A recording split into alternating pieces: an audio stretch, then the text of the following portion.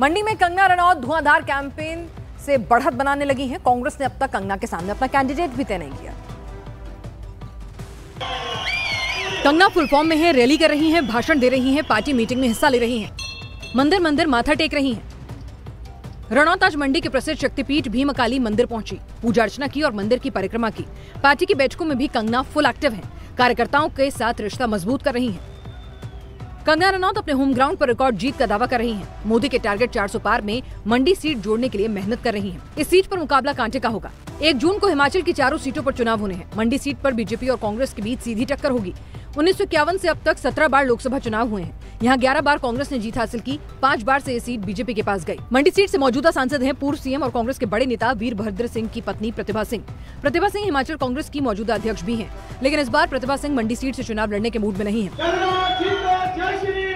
अब सबसे बड़ा सवाल यह है कि मंडी में कंगना को टक्कर कौन देगा, क्योंकि कांग्रेस ने अभी तक अपने उम्मीदवार का ऐलान नहीं किया है।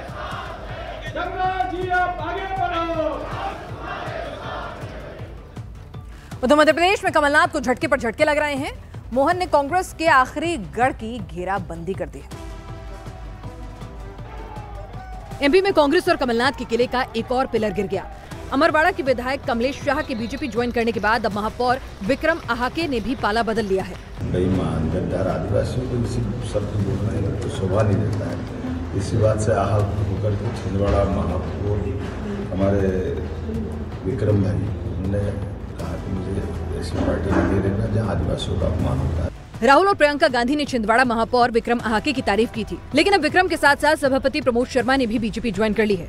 खबरें ये हैं कि इन दोनों के पीछे पीछे बड़ी तादाद में कांग्रेसी बीजेपी में शामिल हो सकते हैं। कांग्रेस विधायक और महापौर के इस्तीफे के पीछे कांग्रेस में आदिवासियों के अपमान को वजह बताया जा रहा है।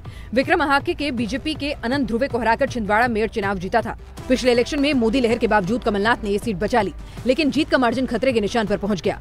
2019 में नकुलनाथ सिर्फ 37,536 वोटों से चुनाव जीते थे। कांग्रेस को 47.1% वोट मिले और बीजेपी को 44.1%।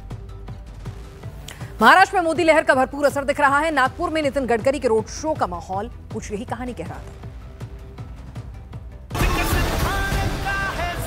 नागपुर में केंद्रीय मंत्री नितिन गडकरी का ग्रैंड रोड शो विरोधियों के पसीने छुड़ा रहा है। गडकरी के कैंपेन से पूरे नागपुर में भगवा रंग छा गया है।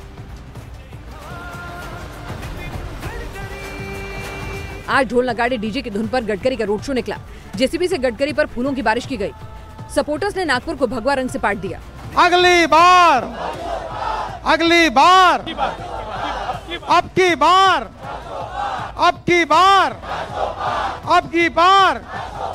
भाजपा ने तीसरी बार नागपुर से नितिन गडकरी को मैदान में उतारा है। गडकरी ने इस बार 5 लाख वोट से जीत का टारगेट सेट किया है। इससे पहले गडकरी 2014 और 19 में नागपुर से संसदीय चुनाव जीत चुके हैं। 2019 में गडकरी 2,16,000 से ज्यादा वोटों से चुनाव जीते थे। गडकरी के नागपुर से सांसद बनने से पहले ये सीट कांग्रेस का गढ़ मानी जाती थी। 2014 में लगातार 4 बार के कांग्रेस सांसद को भारी अंतर से हराकर गडकरी ने चुनाव जीता था। इस बार कांग्रेस ने गडकरी के खिलाफ विकास ठाकरे को मैदान में उतारा है।